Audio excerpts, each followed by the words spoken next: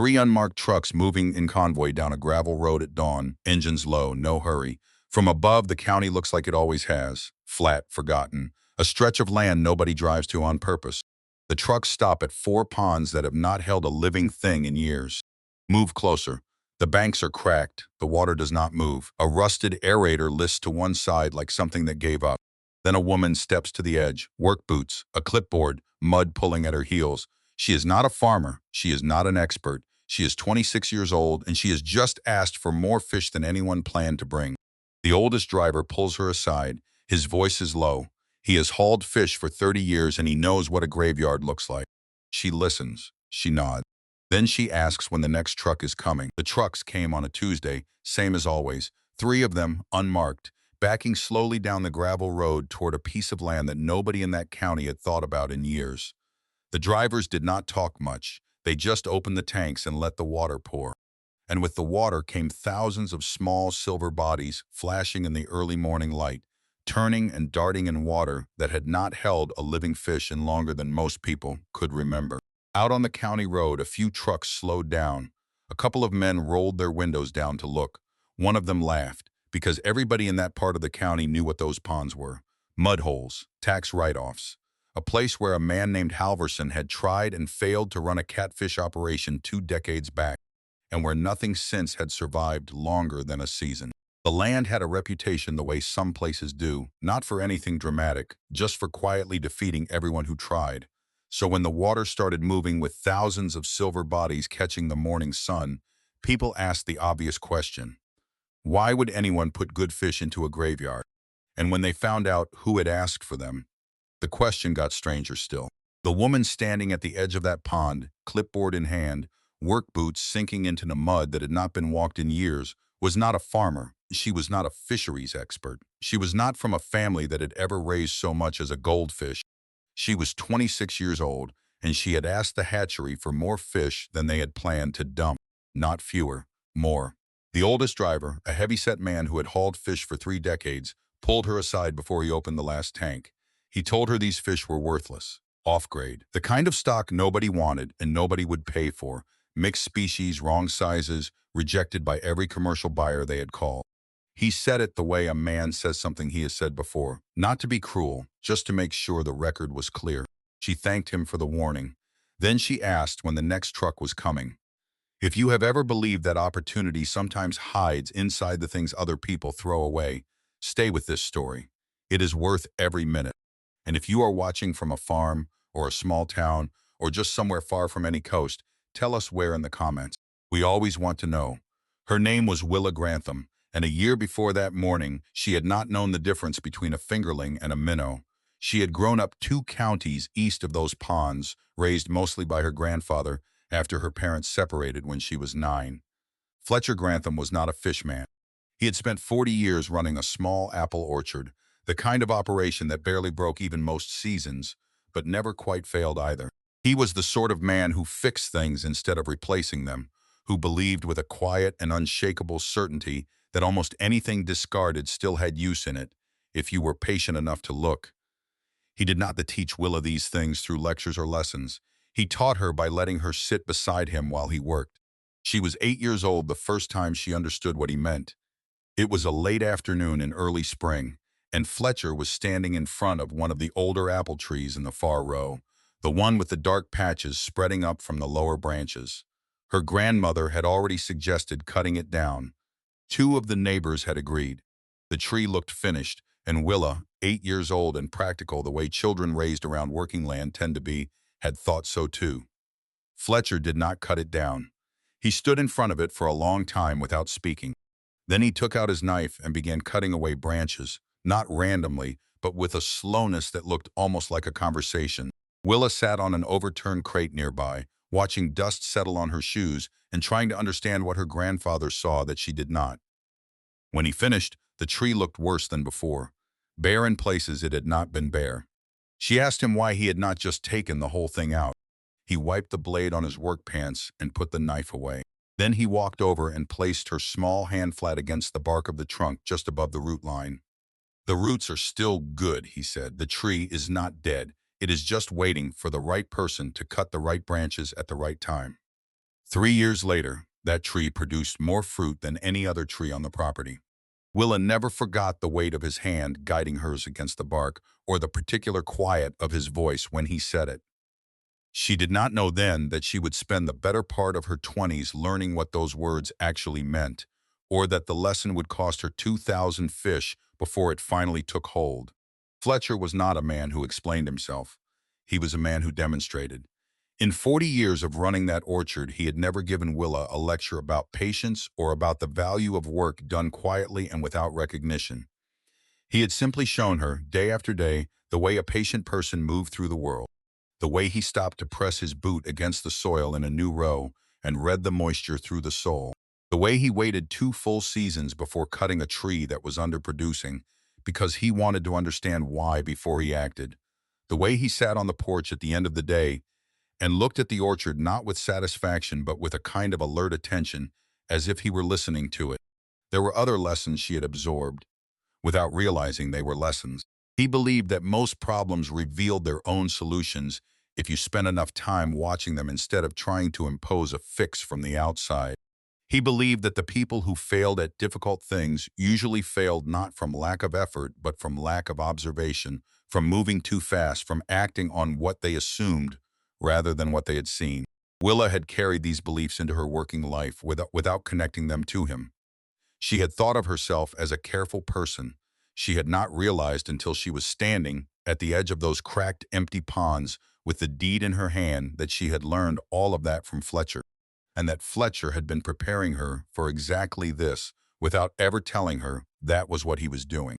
Fletcher spent his last years in a way that puzzled her only later, after she understood what he had been doing. In the mornings before the orchard needed tending, he would walk out to the county road and stand looking east toward a stretch of land she had never heard him mention and never thought to ask about.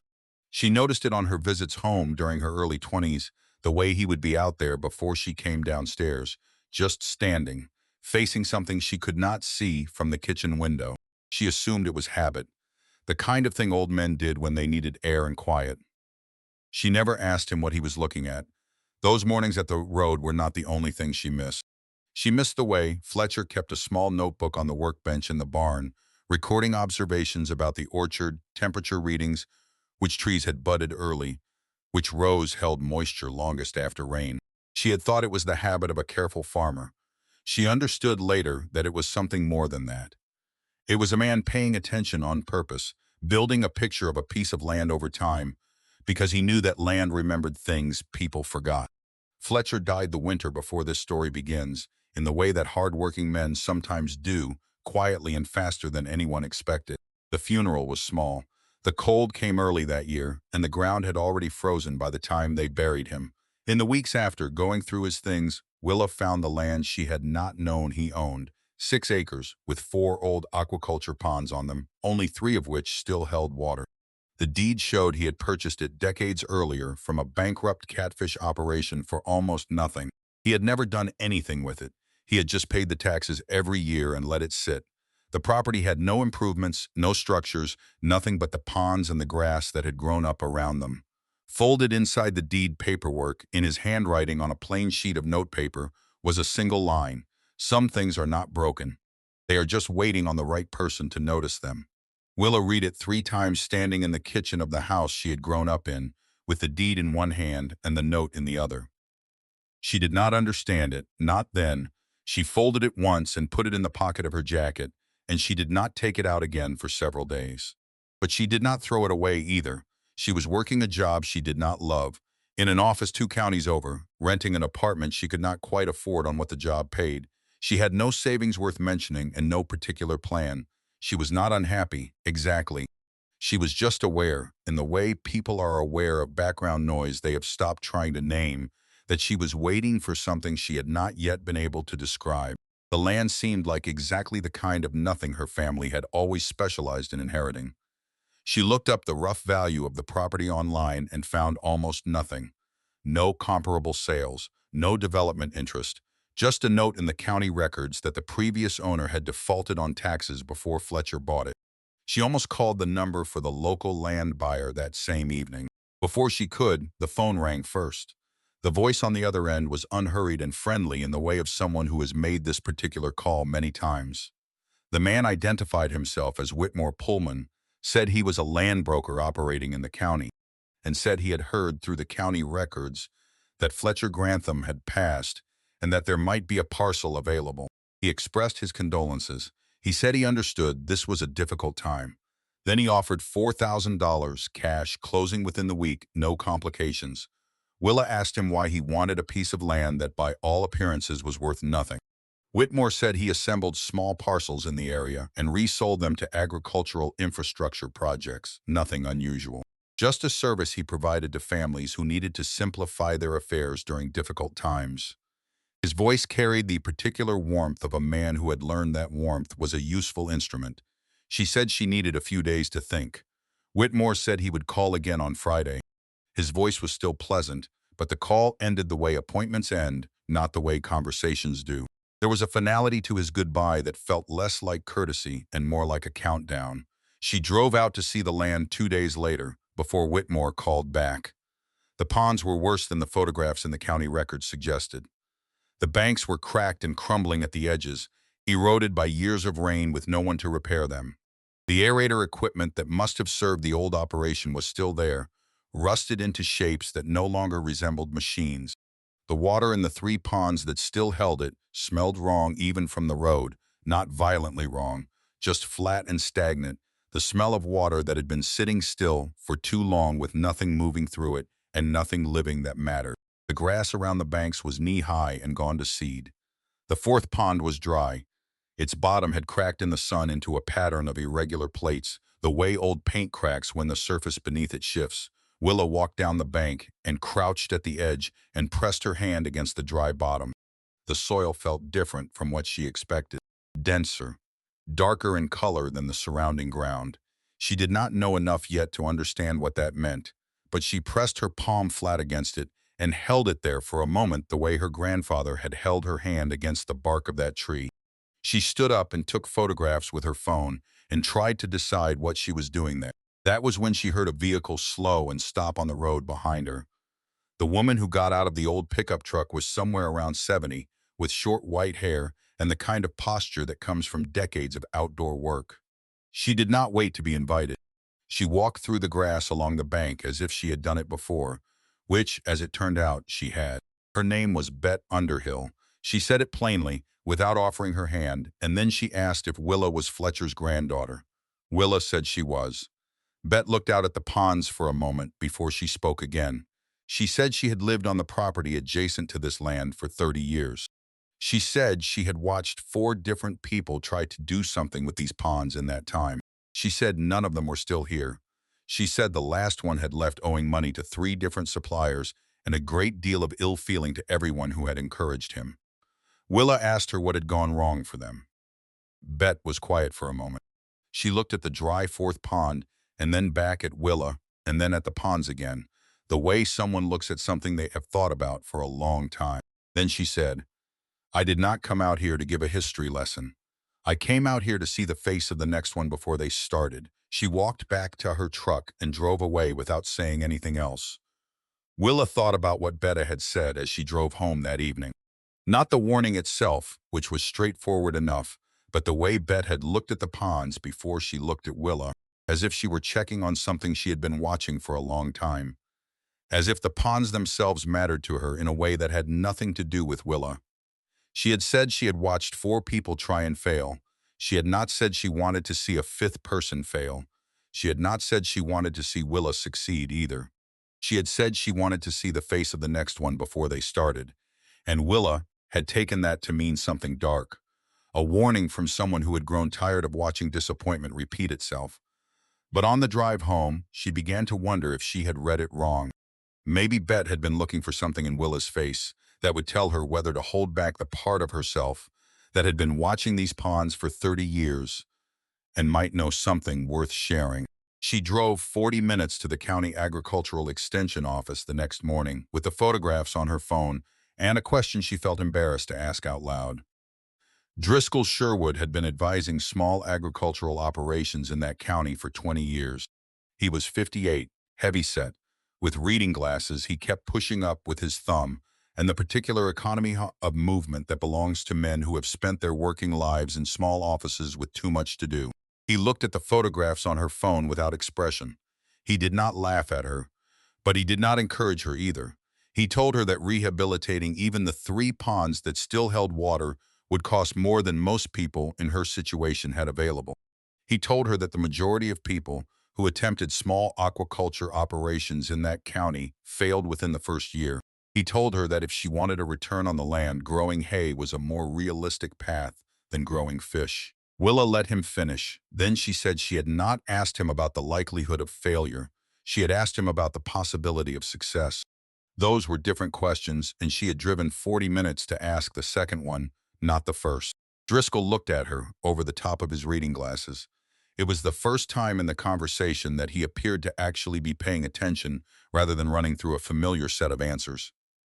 He was quiet for a moment, and then he mentioned something almost in passing, the kind of detail a man mentions when he is deciding how much of what he knows to share. He said the fourth pond, the dry one, had bottom soil that looked different from the other 3. Better, in a way he did not specify, that it might matter someday if she got that far. What Driscoll had that most people in advisory positions had given up was the willingness to be precise about bad news. He did not soften his assessment or wrap it in qualifications designed to make the person across the desk feel better about a decision they had already made.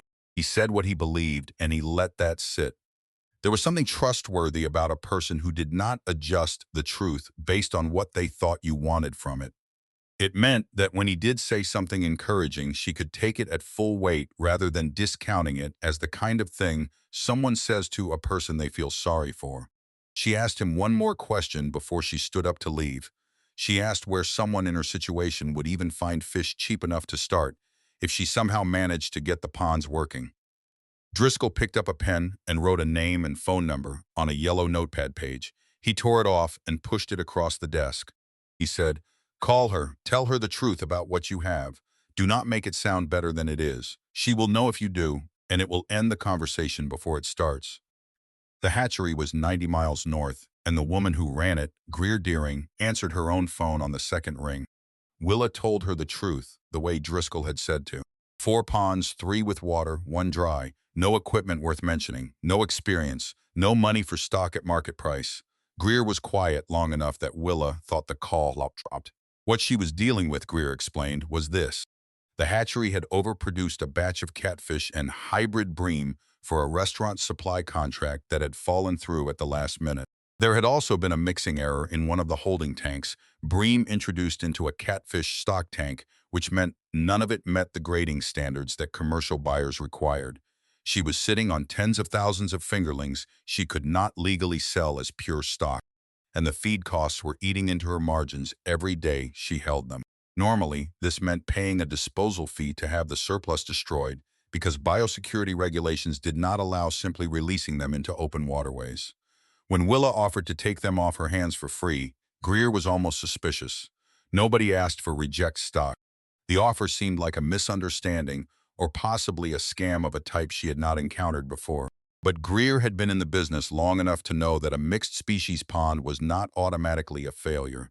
It was just harder to manage and impossible to sell as a graded single species product. If Willa was willing to take on that complexity herself, it solved Greer's problem without costing anyone anything. There was a practical logic to it that Greer respected, even if she doubted the outcome.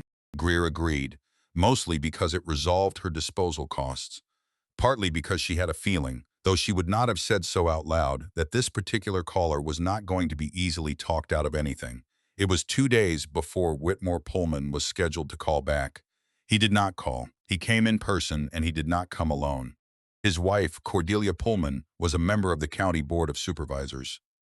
She was dressed more carefully than Whitmore, spoke more carefully than Whitmore, and was, Willa would understand later, considerably more dangerous than Whitmore.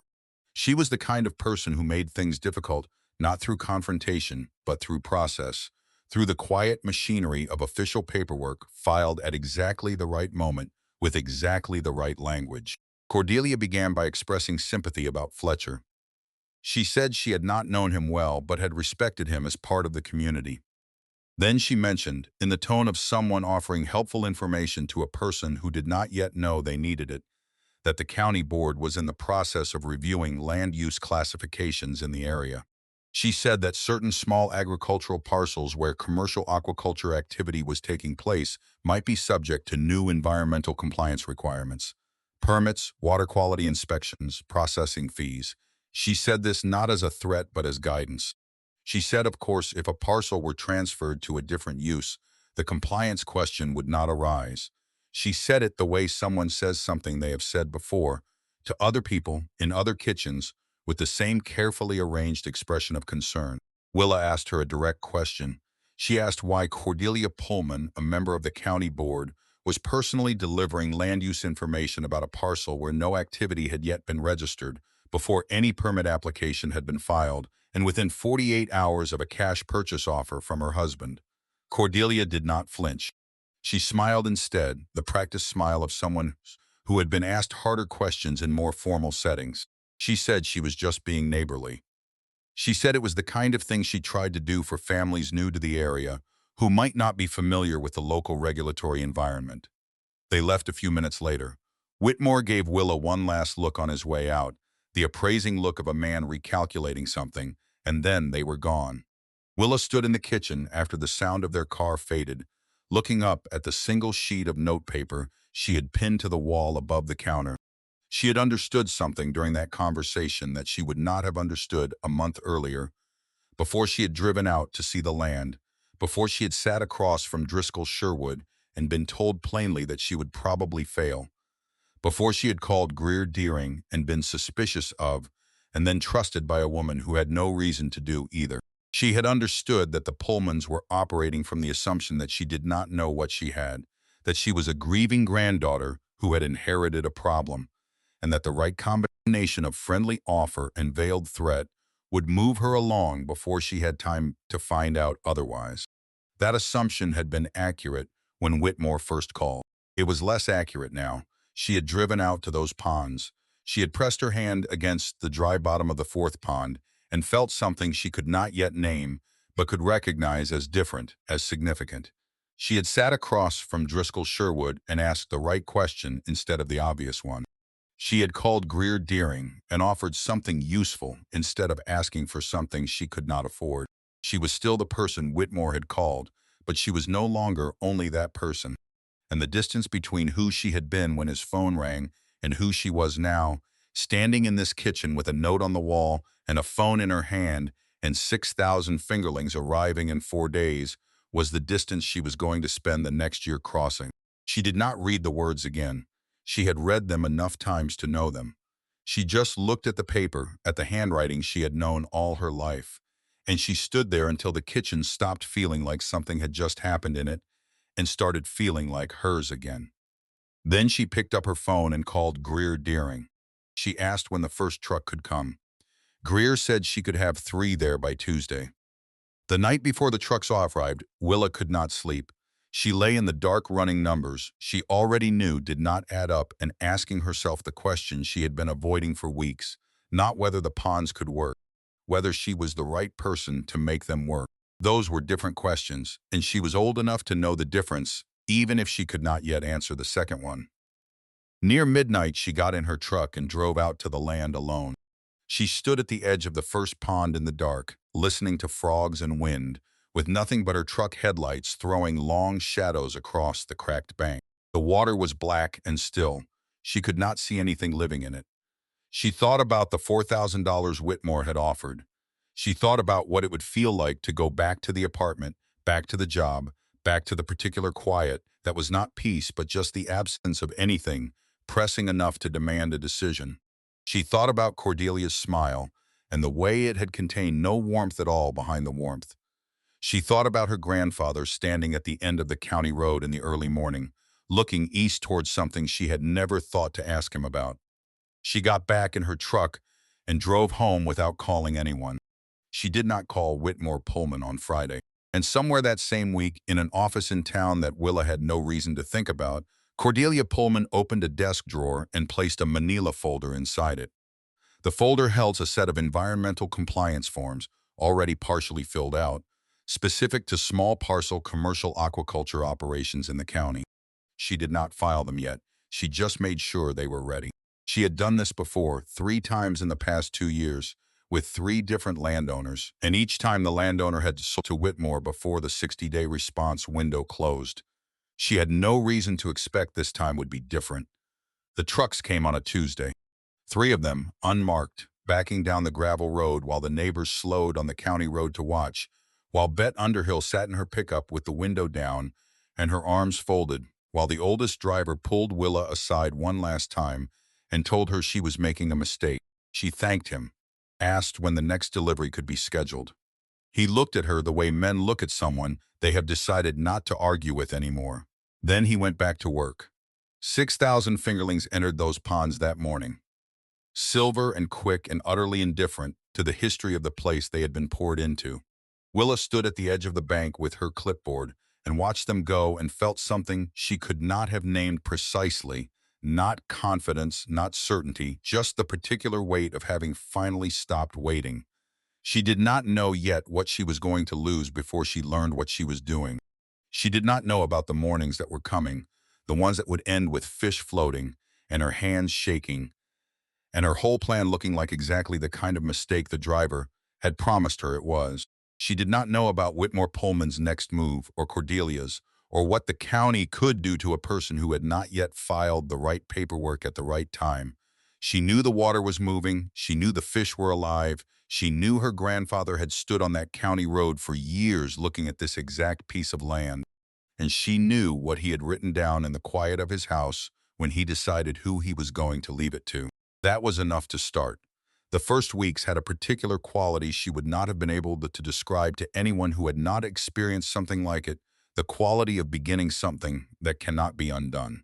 She had crossed a line that first Tuesday morning that she could not cross back over. The fish were alive. The money was spent. The decision had stopped being a decision and had become a fact, and facts required different things of you than decisions did.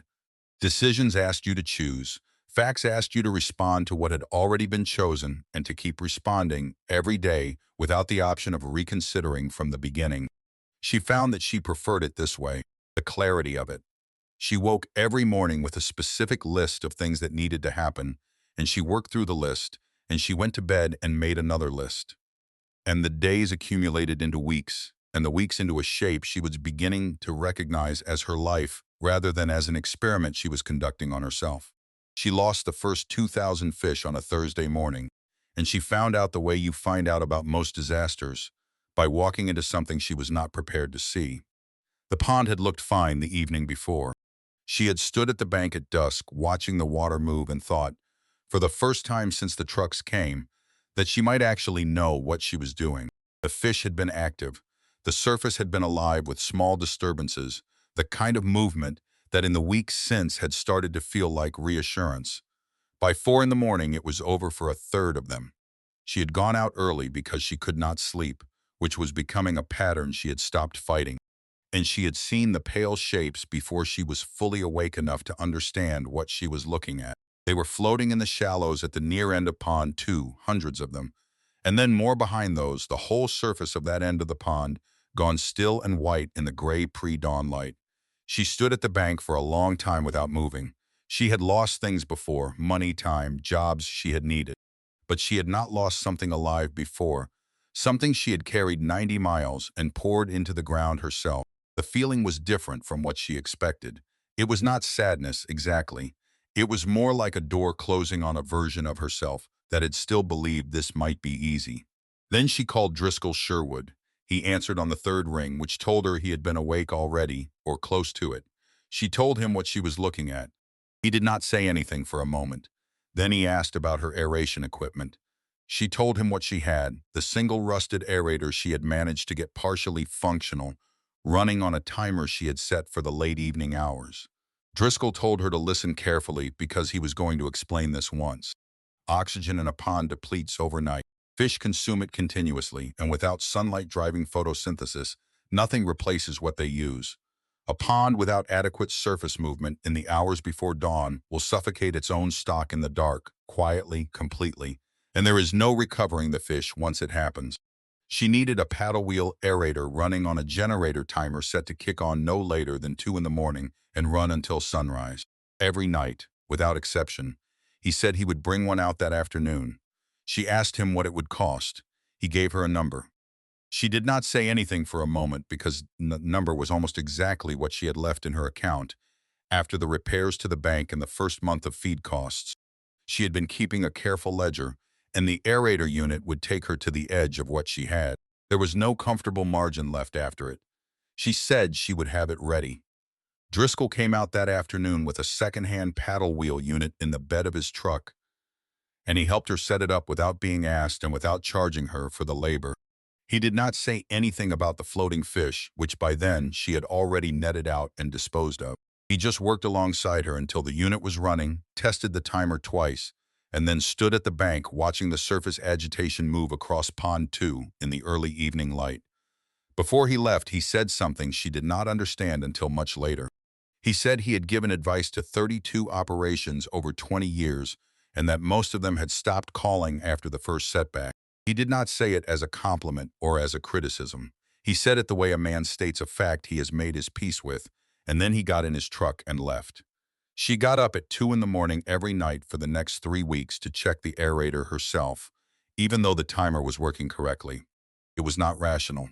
But she did it anyway, standing at the bank in the dark with a flashlight, watching the paddle wheel turn and the water move. And every morning she walked back to the house knowing the fish were still alive because she had made sure of it. The rain came in late July, 4 inches in a single night from a storm that moved through faster than the forecast suggested. Willa woke to the sound of it and lay in the dark listening and trying to remember exactly how solid the repair she had done on the east bank of Pond 1 actually was. It was not solid enough. By the time she got out there in her rain gear with a flashlight, the breach had already opened and Pond 1 was draining into the low ground beyond the bank. She spent the next 2 hours in the dark and the rain, moving sandbags from the stack she had built near the equipment shed, packing clay from the bank edge into the gap with her hands and a flat shovel, the water running cold over her wrists every time she reached into the breach to pack the fill tighter. She finished at 2 in the morning, soaked through in a way that rain gear cannot prevent when you are working on your knees in standing water for 2 hours straight. She sat in the truck with the heater running until she stopped shaking. Then she drove home and changed and went back out at first light to check the repair and assess what had drained away. She had lost water. She had not lost the bank. She spent the next 4 days building the section properly instead of patching it, which was what she should have done the first time, and which she had not done because she had been trying to save money on materials. The proper repair cost her more than 4 times what the patch had cost, and she filed that lesson in the part of her mind that was beginning to develop a ledger not of money but of decisions and what they had actually cost when she tried to avoid them. Then came the herons. A pair of them appeared one morning at the shallow end of Pond 3, standing in the water with the particular patience of birds that have no reason to hurry. She watched them from the bank for a moment before she understood what was happening. And by the time she had moved toward them, they had already been there long enough to do damage. They came back the next morning, and the morning after that, working the shallows with the systematic focus of something that had found a reliable food source and intended to keep using it. She strung bird netting along the pond edges, cheap netting from the farm supply store, bought in the longest rolls they had. Tied to rebar stakes, she pounded into the soft bank with a fence post driver. It took her most of a day and looked terrible when it was done, a sagging, irregular barrier that caught the wind and made noise at night. But the herons did not come back, and she kept the netting up and stopped thinking about how it looked. Each of those early disasters taught her something specific that she could not have learned from a book or from advice, because the lesson was not about the information itself, but about the sequence in which the information arrived. You could read about overnight oxygen depletion and understand it intellectually, but you did not truly understand it until you had stood at the bank at 4 in the morning looking at 2,000 dead fish and felt the full weight of what you had not known in time. After that, the knowledge was in your body, not just your mind, and it stayed there. The same was true of the bank breach.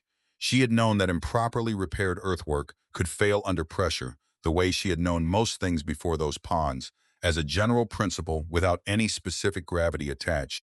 After 2 hours in the rain with her hands in the mud, packing clay into a gap that was draining away the water she had worked for months to clean and stabilize, the knowledge had weight. It had the specific weight of cold water running over her wrists, and the sound of water moving where it was not supposed to move, and the feeling of having miscalculated something she could not afford to miscalculate. By the end of the summer, she had made enough mistakes that she had stopped being surprised by them. She had started treating each one as information, as data about the gap between what she had assumed and what was actually true, and she had started closing those gaps one at a time without the particular shame that comes from believing you should have known something you had no real way to know. By the time fall arrived, she had settled into a pattern that was nothing like what she had imagined when she planned this, and exactly like what it actually needed to be. She rose before light every morning and walked the banks of all three active ponds before she did anything else. She had started doing this after the die-off, checking the aerators, watching for any sign in the behavior of the fish that something was shifting. And over the weeks, she had begun to notice things she could not have described when she started. The way fish moved near the surface when something in the water was wrong. The way they clustered near the inflow pipe when they were stressed. These were not things she had read anywhere. She had learned them by showing up every morning and paying close attention to what she saw rather than what she expected to see. She called Driscoll in September about the feed prices. The market for soybean meal had moved in a direction no one she knew had predicted, driven by supply disruptions that had nothing to do with her operation and everything to do with commodity markets she had never thought about before she had something that depended on them. Her single largest recurring cost had jumped by nearly a third in 6 weeks. She had budgeted carefully for everything she could control. She had not budgeted for this. Driscoll told her one thing clearly: do not underfeed to stretch supply. He said it once and did not repeat it. The consequences would cost her more in losses than she would save in feed. And she should find another way to solve the cost problem, rather than transferring it onto the fish. She called 5 regional suppliers and got prices from all of them. The one she chose was a smaller operation 2 hours north that was willing to sell in bulk at a discount if she signed a full-season contract. She lost flexibility. She gained a cost she could actually plan around. It was also around this time that Driscoll Sherwood stopped returning her call. She had not done anything to change the relationship, as far as she could tell. She called the office and got the answering machine. She called twice more over 2 weeks and did not hear back. When she drove out to the extension office, the woman at the front desk told her Driscoll was in the field and did not have time for unscheduled visits. She drove home without making another appointment. That night, she sat at the kitchen table and understood what his absence meant. She had been borrowing time from a man who had only so much of it, and the account was now empty. She was going to have to find what she needed somewhere else. She called Greer Deering instead. Greer mentioned Orson Northcott, the way you mentioned something you have been turning over in your mind, and finally decided to say. He had worked at a large production hatchery 2 counties west until the operation cut its workforce in half the previous spring. He knew grading and disease management better than most people Greer had worked with over the years, and he was not currently employed anywhere. Willa called him that same evening. She told him what she had. She did not make it sound better than it was. She told him what she could pay, which was not much, and she told him why she could not pay more. There was a pause on the line. Then Orson asked if he could come out and see the ponds first. He arrived the following Saturday morning, and he walked the banks of all 4 ponds, including the dry one, without saying very much. He asked a few questions about her morning routine, which surprised her. She had expected him to ask about equipment or feed schedules or water chemistry. Instead, he asked what times she walked the banks, what she looked for, and what she had learned to notice over the months she had been there. She told him. He listened without interrupting, which was itself a kind of evaluation. When they got back to where they had started, he looked at the ponds for a moment longer and then said something that stayed with her. He said she had already learned the most important thing. He said most people who failed at this had equipment and money and access to information, and they failed anyway because they never learned to pay attention before something went wrong. They waited for the disaster to announce itself, and by then it was always too late to do anything but measure the damage. He said he would take the job at the rate she had offered, with a percentage of revenue if and when the operation reached profitability. What Orson understood about working with someone who was learning was something that most experienced people forgot, which was that the goal was not to transfer information, but to build instinct. Instinct took months, and it required a particular kind of patience from the teacher because the only way to build it was to let the student make enough mistakes in enough different conditions that the right response eventually became automatic rather than considered. He was not a warm man in the conventional sense. He did not reassure Willa when she made errors, and he did not praise her when she got something right. He corrected her when she was wrong, waited while she did it again, and moved on when she had it. He treated the work as the thing that mattered. Orson started that week and taught her grading the way someone teaches a skill that has no useful shortcut. He did not explain the theory at length. He put his hands on the equipment and showed her. And when she did it wrong, he corrected her without comment and waited for her to do it again.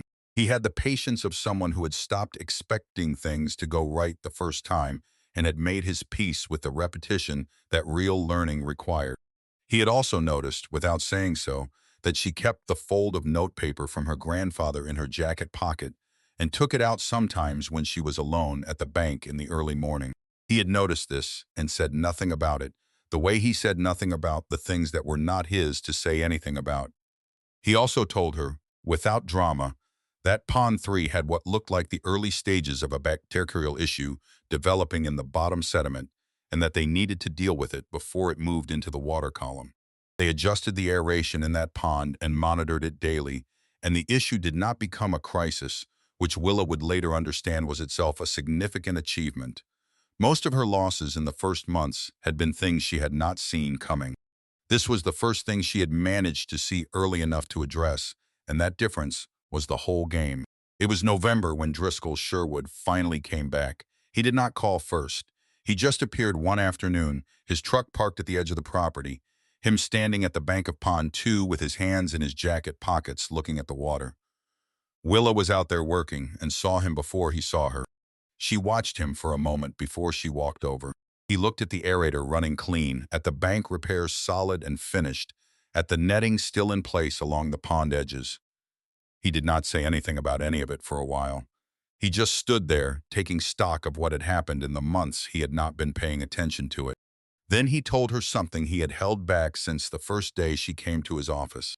He told her that 4 years before Fletcher died, her grandfather had driven out to the extension office and sat across from his desk and asked questions. Not about apples, about water, about the aquaculture potential of a specific 6-acre parcel and what a realistic restoration cost would look like, and what species mix made the most sense for the local buyer market. Driscoll had assumed Fletcher was thinking about selling the land and wanted to know the upside before he priced it. But Fletcher had never asked about a sale. He had asked about a bill. He had sat in that office and gone through the numbers the way a man goes through numbers when he is planning something he intends to follow through on, when he is not gathering information for himself but for someone who will come after him. And then he had said one other thing before he left. He had said her name. He had said, "That girl will know what to do when the time comes." Willa stood at the edge of the pond and did not say anything for a long time. She thought about all the mornings her grandfather had stood at the end of the county road looking east, and she understood now that he had not been standing there out of habit or restlessness. He had been standing there because he was thinking about this place, these ponds, and the person he intended to leave them to. Then she asked Driscoll one question. She asked if anyone else had come to his office asking about that same parcel around the same time. Driscoll looked at her steadily. He said yes. He said a man named Whitmore Pullman had come in, maybe 6 weeks before Fletcher's visit, asking about the water quality potential and the aquifer characteristics of a specific parcel in the county. That parcel had been the one she was standing on. Whitmore had known about the water before he ever approached Fletcher with $4,000. He had done his research. He had known exactly what he was trying to buy and exactly how little he wanted to pay for it. Willa stood with that information for a moment, feeling the shape of it, and then set it aside. There would be time for Whitmore Pullman later. Right now, there was something more immediate. The letter from the county arrived on a Friday in mid-November, addressed to her by name, referencing the parcel number, and informing her that the aquaculture activity on the property was subject to commercial operation compliance review under a county land use ordinance. She had 60 days to bring the operation into compliance or cease commercial activity on the parcel. She read it twice. Then she read it a third time. The signature at the bottom was from the office of the County Board of Supervisors. She called Bet Underhill. Bet came over that evening and read the letter at the kitchen table without speaking. When she was done, she put it down and looked at Willa and said that Cordelia Pullman had done this exact thing to 3 other landowners in the past 2 years. She said all 3 of them had sold to Whitmore before the 60-day window closed. Not one of them had known until it was over that the same thing had happened to the others. Willa asked her how she knew this. Bet said she paid attention. She had lived in that county long enough to recognize a pattern when she saw it repeated across enough people and enough years. Then she said there was someone who might be worth calling. Her late husband's sister, Hartley Tyndall, had practiced land use law for 30 years. Before she retired the previous spring, she still held her license. Bet said she would call her that evening and ask if Hartley would look at the letter. After Bet left, Willa sat at the kitchen table in the quiet and went through the numbers she had not been able to stop running since the letter arrived. The 60 days, the cost of a compliance filing if she could figure out what it actually required, the status of the loan application she had submitted to expand a Pond 4, which had been approved in principle but had not yet funded, the disease management costs from the fall, the feed contract she was locked into. None of the numbers solved each other. She was still sitting there when her phone rang. It was Zephyr Jarvis. She had met Zephyr through a distributor who had tried her catfish and been surprised enough by the quality to mention it. He ran a small seafood restaurant 40 minutes north, the kind of place that cared about where its food came from and put that information on the menu because it was information his customers actually wanted. He had driven out to the ponds in October, walked the banks the way Orson had, asked specific questions about species mix and harvest schedule, and told her he wanted a standing weekly account if she could meet his specifications. Same size, same quality, every delivery. She had not met his specifications yet. She had failed his first order because the fish were not graded consistently enough, different sizes mixed in the same delivery box. She had failed his second order because a processing error put catfish and bream together in a container that was supposed to hold only catfish. Zephyr had not raised his voice either time. He had just told her what was wrong and told her he needed to see an improvement before he could continue. She had driven to his restaurant in person after the second failure and stood at his kitchen door and told him she did not have an excuse and she was asking for one more chance with a smaller order that she could guarantee. He had given it to her, and she had delivered it correctly, and then the next one, and the one after that. The account had become reliable enough that she had started to think of it as the foundation the rest of the operation was being built around, which was why the tone of his voice on the phone that Friday evening concerned her before he said anything specific. She had spent the weeks since the successful deliveries building what she thought of as her side of the relationship, learning Zephyr's rhythms, understanding what he needed before he asked for it, delivering on Thursday what he needed for Friday service, keeping the species ratios consistent, making sure the ice-to-weight ratio in every delivery was sufficient for his kitchen storage conditions. She had made herself into a reliable supplier, and reliability was expensive. It required every part of the operation to work correctly every time, with no grace days, no partial credit for good intention. She had built it carefully, account by account, delivery by delivery, and she had come to understand that reputations in this business was not something you constructed once. It was something you maintained every single week, and it could be disrupted by one supplier with better pricing and a larger operation making one phone call to one restaurant owner who ran his books with the discipline of someone who had nearly failed and learned from it. He said a man had come to see him earlier that week. He said the man represented a regional aquaculture supplier, large operation, and had offered him a supply contract at a price per pound that was 15% below what he was currently paying Willa, with guaranteed volume consistency that a 3-pond operation could not match. He said he had not agreed to anything. But he also said he ran a restaurant, not a charity, and that she needed to give him a reason to stay. She said she needed a week. He said she had a week. She put the phone down on the kitchen table and sat looking at the wall where the note was pinned, not reading it, just looking at the paper. Outside, the aerator in Pond 2 was running. She could hear the faint sound of it even through the walls, steady and mechanical, keeping the water moving through the hours when nothing else replaced what the fish took from it. Three fronts at once. The county compliance letter with its 60-day clock, Zephyr Jarvis being offered something she could not yet match, and a loan approved on paper but not yet in her account, tied to the expansion that was supposed to fix the volume problem that was now being used against her by the same man who had tried to buy her land for $4,000. She picked up her phone, scrolled to a name she had not dialed, Whitmore Pullman.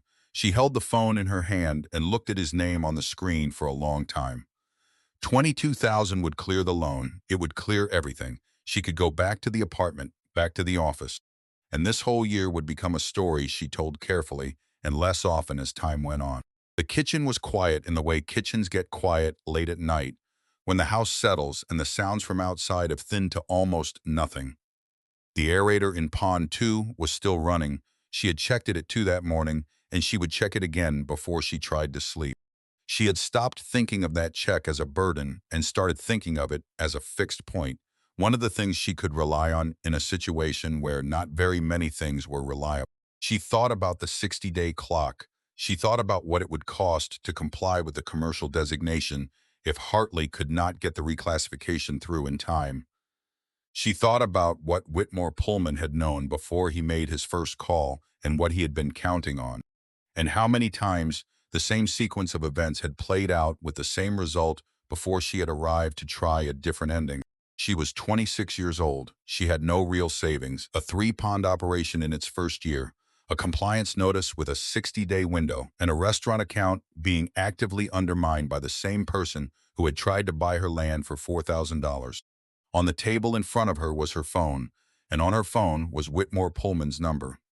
And the offer he had made would solve the immediate problems without solving anything that mattered. She thought about Bet's husband writing in that notebook for 10 years, recording what he saw from the property line, and about Fletcher adding his own observations in the margins, and about the two of them building a record of this place over years they both knew they might not see the end of. They had not done that for themselves. They had done it for whoever came next, for a person they could not name and might never meet, because they believed the right person would eventually arrive. She thought about Fletcher standing at the end of the county road in the early morning, looking east. She thought about Driscoll saying, 32 operations over 20 years. Most of them stopped calling after the first setback. She picked up her phone, opened it to Whitmore's name, and looked at it long enough that the screen dimmed and she had to wake it again. Long enough that she heard the aerator in Pond 2 change pitch slightly as the wind shifted and then settle back. Then her phone buzzed. Bet's text. 9 o'clock tomorrow. She set the phone down, looked at the wall where the note was pinned, did not read it, did not need to. The words were inside her now, had been inside her since the first morning she stood at the bank with her clipboard and watched 6,000 fish pour into water that a year earlier had smelled like standing death. She went to bed. She slept.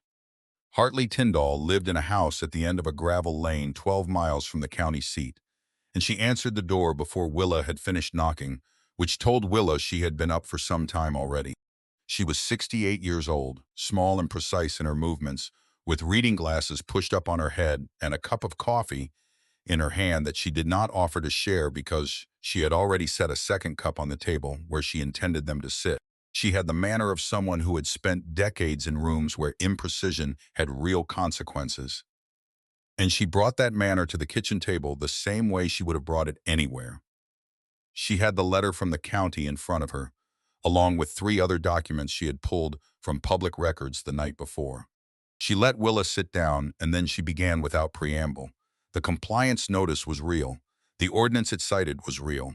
Cordelia Pullman had not invented either one. What she had done was apply a commercial operation classification to Willa's ponds that did not accurately reflect the scale and structure of what Willa was actually running.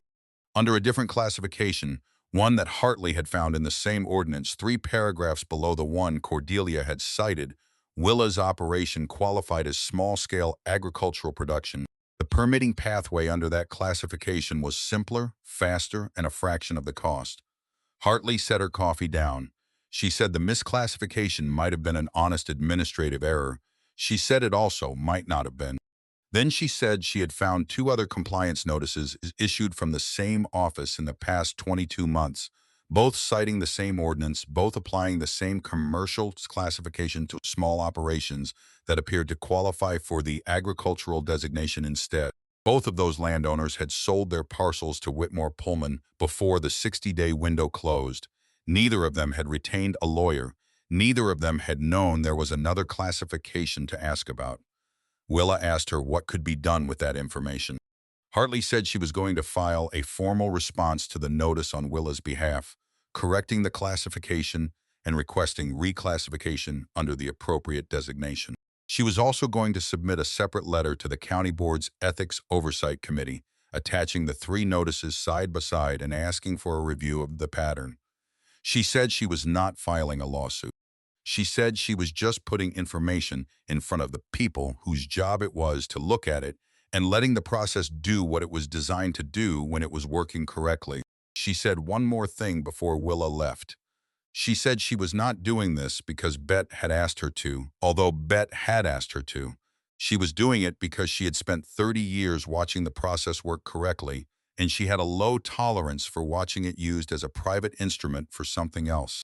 Willa drove back to the ponds with the particular feeling of someone who has been carrying a weight alone for a long time and has just been told unexpectedly that someone else is going to carry part of it.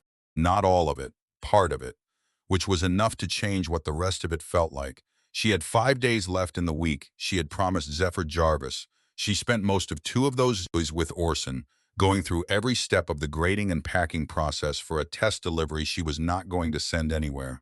She had done it correctly enough times to be consistent under normal conditions. Consistency under normal conditions and consistency under the pressure of a delivery that mattered were not the same thing, and she needed to know the difference before Zephyr saw it. On the 3rd day, she drove to his restaurant. She had called ahead, which was new. This time she wanted him to know she was coming because she was not coming to apologize. She was coming to show him something. She brought 2 things. The first was a box of smoked catfish, the product she and Orson had been developing over the past month, using the smaller fish that did not meet size specifications for the fresh market. They had built a simple cold smoker from materials she had sourced secondhand, and they had spent 3 weekends adjusting smoke times and brine concentrations until the result was something she was willing to stand behind without qualification. The second thing she brought was a single page of handwritten notes, not a spreadsheet, not a formal proposal, just a page with 2 columns written in her own hand at the kitchen table the night before. On one side, what a large regional supplier could offer Zephyr that she could not. Volume guarantees her current capacity could not match. Uniform grading at industrial scale. Commodity-linked pricing predictability. On the other side, what she could offer that they could not. She knew which pond each fish had come from. She knew the water conditions and feed schedule for every cohort she had harvested. She could tell him the approximate age of any fish in any delivery because she had put them in the water herself. And the smoked product in the box she was holding did not exist anywhere in the regional supply chain because nobody else was starting with mixed-grade stock and doing anything with it other than discarding it. Zephyr Jarvis had built his restaurant over 12 years from a counter-service operation in a converted gas station to a place that appeared in regional food publications and had a wait list on weekends. He had done it by making consistent choices about what he was selling and who he was selling it to. He was not sentimental about suppliers. What he was, which was rarer than sentimentality, was genuinely curious about where food came from and why it tasted the way it tasted. He read the handwritten page twice before he said anything. Then he set it down and looked at it for another moment. The column on her side of the page was shorter. It contained fewer items, and those items were harder to price. But they were the kind of things that, once a restaurant had built a menu and a reputation around them, could not simply be replaced by a lower-cost option without the customers noticing.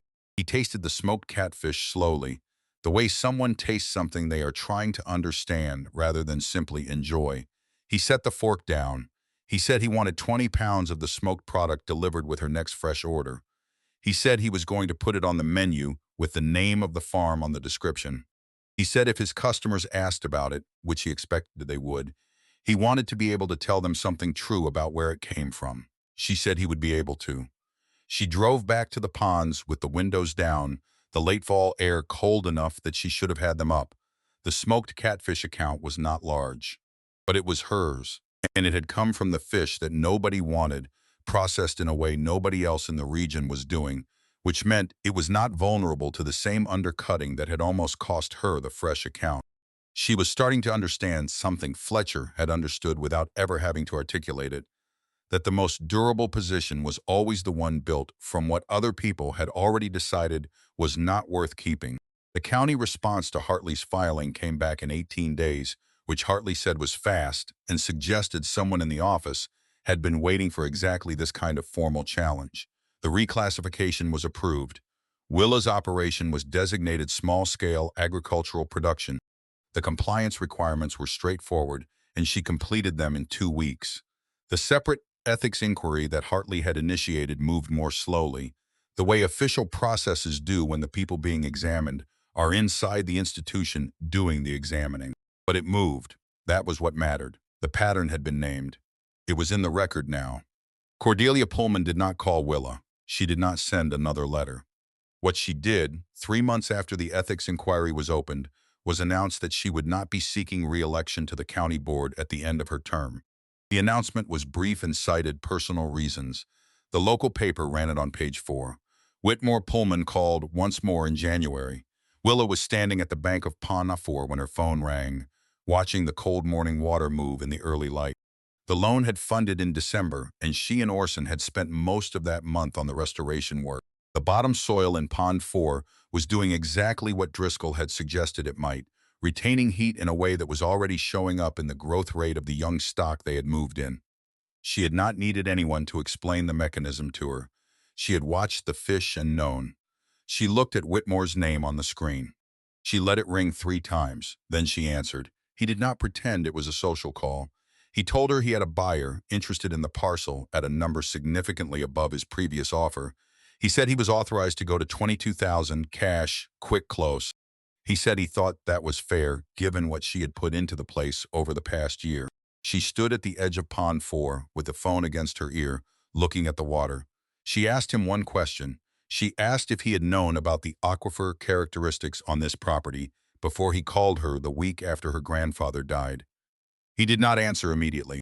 When he spoke again, his voice had changed slightly, not angry, just more careful. He said the offer was on the table until the end of the week. She said she appreciated him calling. She ended the call and put the phone in her jacket pocket and stood at the bank for another minute. 22,000 felt like a different number than 4,000 had. 4,000 had felt like an insult offered to someone who did not know enough to recognize it. 22,000 felt like an acknowledgement, and the acknowledgement told her more than anything he had said. He had known from the beginning what this land was worth. He had just been counting on her not knowing it too. She went back to work. Later that day, standing at the bank of Pond 1 watching Orson run through his afternoon check, she thought about what it meant that Whitmore had called again. He had not given up. He had recalculated and come back with a number that acknowledged her work, that treated her as someone who had built something worth paying for, rather than someone who was sitting on an asset she did not understand. That was, in its way, a kind of progress. It was the difference between being invisible and being taken seriously by the wrong person. She had spent the first year being invisible. She had been the woman who showed up at the extension office with photos on her phone, who called the hatchery asking for stock nobody wanted, who stood at the edge of her property while the neighbors slowed down on the county road and laughed. She had been the person no one took seriously enough to worry about. She was no longer that person. Whitmore's call had told her that clearly. She had crossed some threshold during the past year, quietly and without ceremony, and the world had noticed even if she had been too busy to mark the moment herself. The land had always been worth more than $4,000.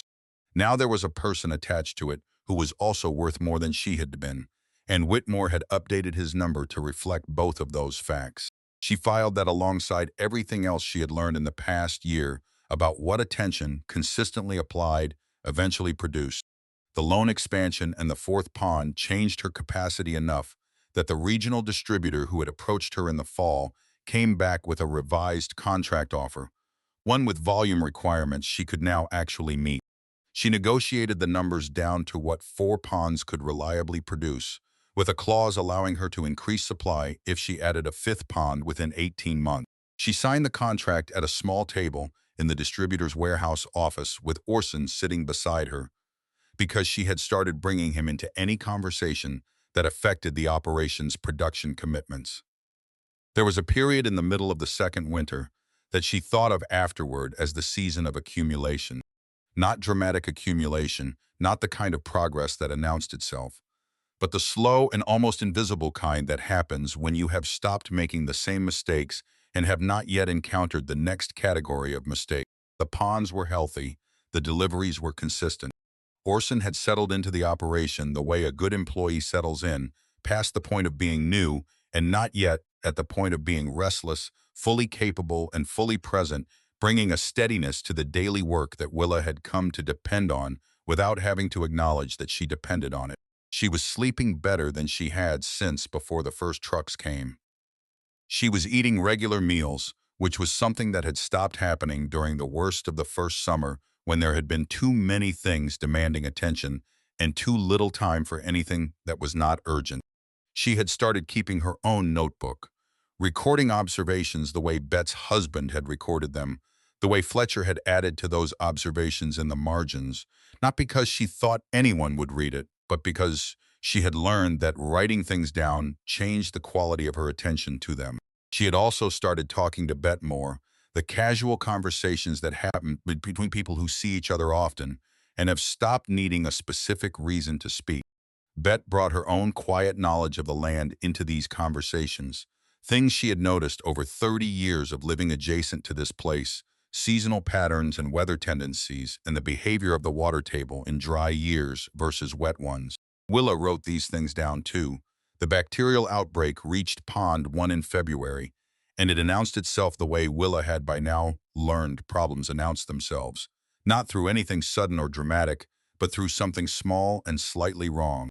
She noticed it on her morning walk, a cluster of fish near the surface at the far end of the pond, not breaking the surface, just hovering higher than they should have been, their movement a fraction slower than normal, not visibly sick, just not right. She called Orson before she finished her circuit of the bank. He was there within the hour. He confirmed what she had seen, identified the likely cause, and they isolated the affected section, treated the water, and pulled the compromised stock before the infection had any opportunity to spread. The losses were real but contained. Denny said afterward that most operations this size would have lost the whole pond. She had not just learned to manage a fish pond. She had learned to see problems before they became the kind of thing that ended things. And that was a different and more valuable skill than anything else she had acquired in the 2 years since those first trucks had come down the gravel road. Greer Deering called in March to say the hatchery had another surplus lot coming in, larger than the one from the previous year, same mixed-grade profile. She asked if Willa wanted first refusal. Willa said yes before Greer had finished the sentence. Greer laughed. She said she had suspected that would be the answer. She also said she had started telling other buyers who called asking about surplus stock that there was an operation in the county that handled mixed grade better than anyone she had worked with in 30 years of managing a hatchery. She said she hoped that was all right. Willa said it was more than all right. It was on a morning in late April that Bet Underhill brought the notebook. She had called the evening before and asked if she could come by in the morning, which was different from how Bet usually operated. Bet did not usually call ahead. She just appeared at the road and stayed in her truck until it was clear whether she was welcome to come down to the bank or not. The fact that she had called told Willa the visit was deliberate in a way her previous ones had not been. She arrived at 7, parked at the road the way she always did, and walked the bank alongside Willa without saying much for the first part of the morning circuit. The ponds were quiet. The air was still cold, the way April mornings in that part of the country hold on to winter, past the point the calendar suggests is reasonable.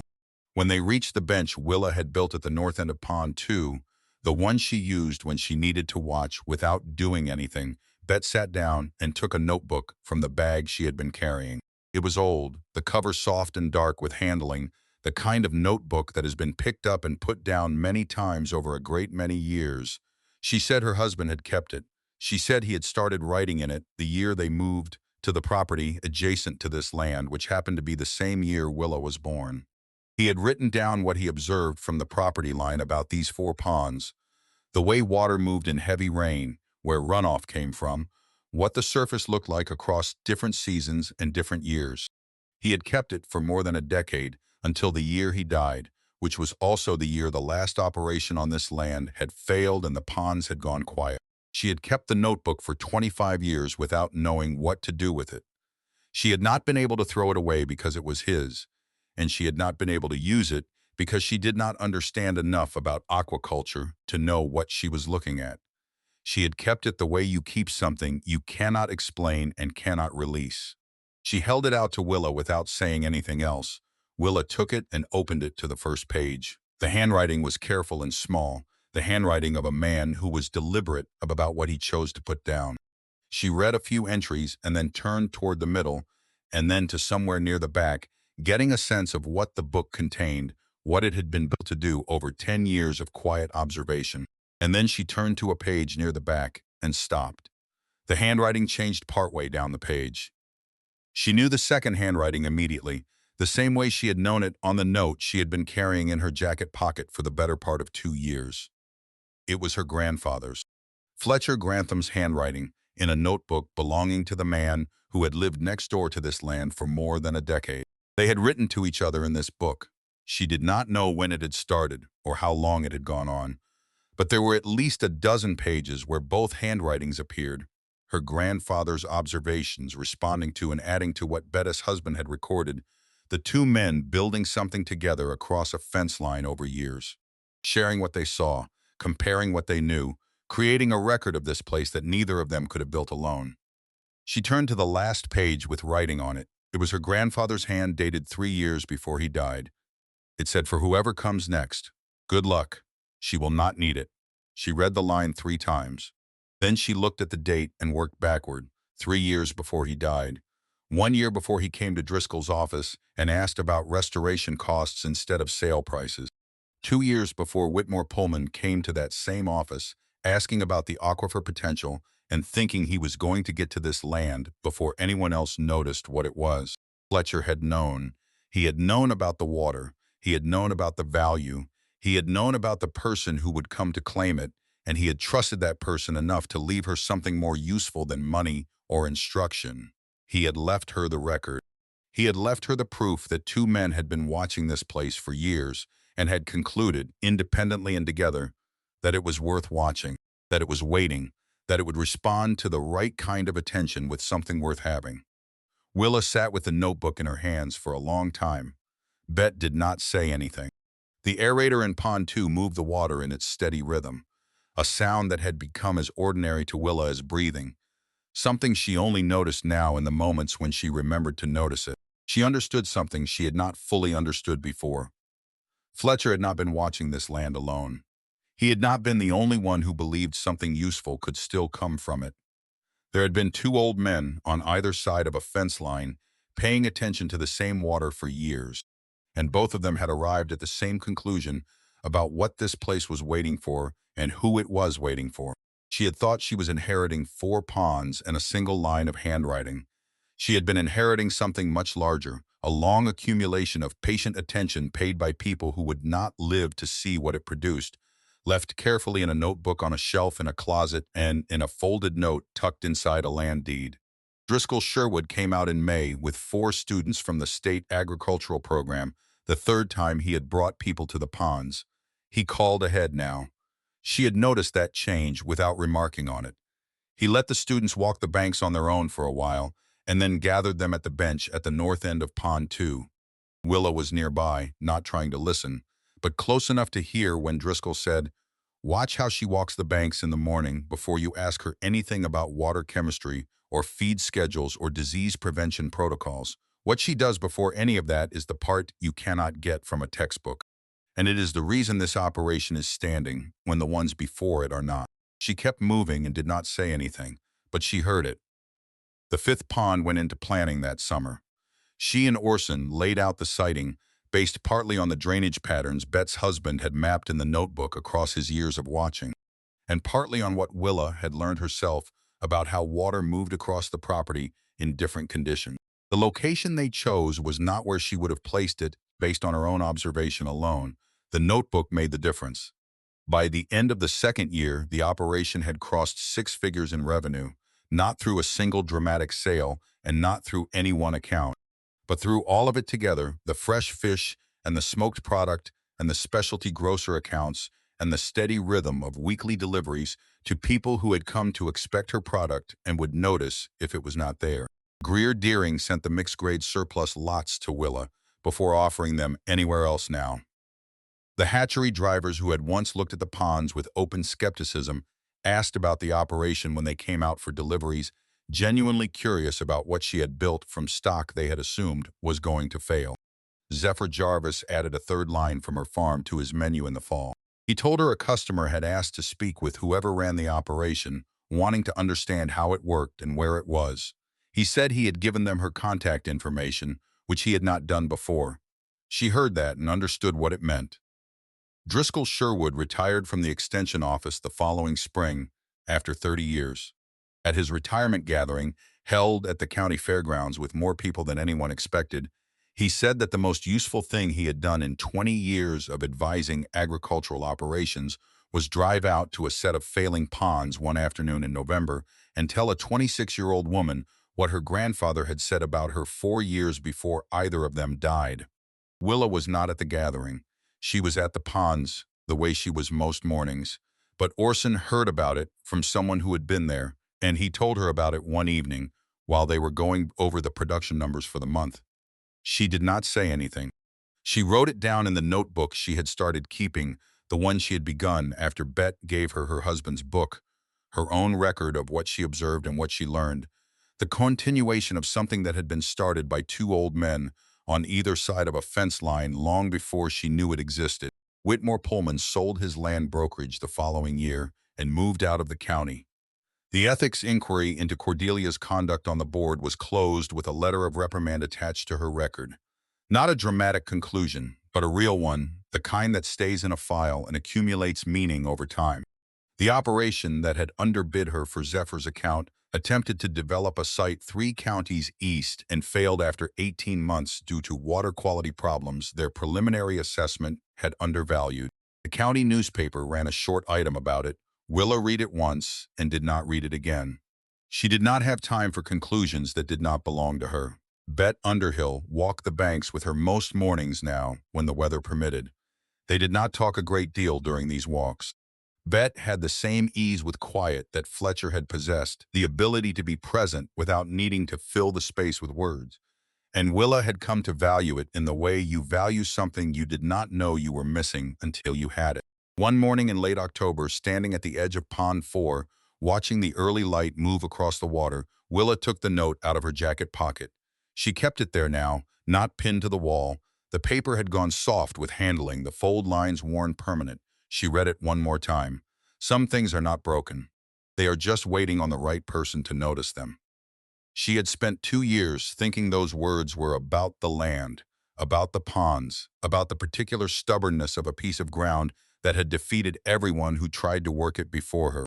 But standing at the edge of Pond 4 on a cold October morning, with the water moving the way she had learned to read it, and Bet standing quietly a few feet away, and Orson's truck already at the equipment shed, and the fifth pond staked out on the far side of the property, she understood what Fletcher had actually meant. He had seen her when she was 8 years old, sitting on an overturned crate watching him cut branches from a tree that everyone else was ready to give up on. He had seen her at 9, at 12, at 17, and at every age in between. He had seen the person she was before she had any reason to believe she was anyone particular. And he had understood something she had spent most of her life not understanding about herself. She was not the land waiting for the right person. She was the person the land had been waiting for. The patience, the stubbornness, the willingness to lose 2,000 fish and come back the next morning and do the work again. The capacity to sit with something broken long enough to understand what it actually needed rather than what she wished it needed. Those were not things the ponds had created in her. Those were things she had carried in from the beginning, inherited from a man who fixed things instead of replacing them, who had spent 40 years tending a small orchard and paying attention to what he saw, and who had understood long before she did that the most important thing he had to leave her was not land or money or instruction. It was the recognition, the knowledge that she had always been exactly the right person for exactly this. He had been showing her herself all along. She had been the 8-year-old on the crate who could not understand why her grandfather would not cut down a sick tree. She had been the 26-year-old who had nearly called a land broker from her kitchen at midnight because the path forward looked impossible from where she was standing. She had been the woman who got up at 2 in the morning to check a timer that was working fine, because she needed to see the water moving with her own eyes, needed to confirm that the thing she had committed to was still alive. All of those people were the same person. And the thing that had been the same across all of them, the thing her grandfather had seen before she could, was a capacity for the particular kind of attention that does not give up before understanding arrives. She folded the note and put it back in her pocket. Betta did not ask what she was thinking. She just looked out at the water with the patience of someone who had learned a long time ago that the most important things revealed themselves on their own schedule and could not be hurried by asking. The trucks still came sometimes. Mixed grade stock that nobody else wanted, pouring into water that had once been called a graveyard and was now called something else entirely by the people who had watched it change. Nobody in that county laughed anymore when a truck backed down the gravel road. They slowed down the way they always had, out of the old habit of watching. But the expression on their faces was different now. They were watching to see what she would build next. What this place had become was not the result of luck or inheritance or a single good decision made at the right moment. It was the result of someone choosing, over and over, across 2 years of failures that each taught her something the one before had not, to stay with something that most people would have walked away from long before it became what it was now, to learn what it needed instead of insisting on what she had planned, to accept help when it was offered from Driscoll and from Orson and from Bet and from a retired lawyer who had nothing to gain, and to offer it back when she had something worth giving. Some things are not broken, Fletcher had written in the margins of another man's notebook 3 years before he died. They are just waiting on the right person to notice them. Willa had spent 2 years thinking those words were about the land. She had spent the years after that understanding that they were about something larger, about the chain of attention that connects one careful person to another across time, about the work that gets done in the years before the person who will finish it arrives, about the faith it takes to prepare a place for someone you love and trust them to find their way to it. The water moved. The fish were alive. Somewhere on the property, the fifth pond was staked out and waiting, and she would get to it the way her grandfather had always gotten to things, in the right order, at the right time, without rushing what needed patience and without holding back what was ready to begin. She turned away from the water and walked back toward the equipment shed where the day's work was waiting. The fifth pond would take most of the following spring to complete. She had already worked out the stocking schedule with Orson, and Greer had confirmed she could supply the fingerlings Willa would need. The regional distributor had already amended the contract to include the increased volume capacity the fifth pond would add. These were not dramatic developments.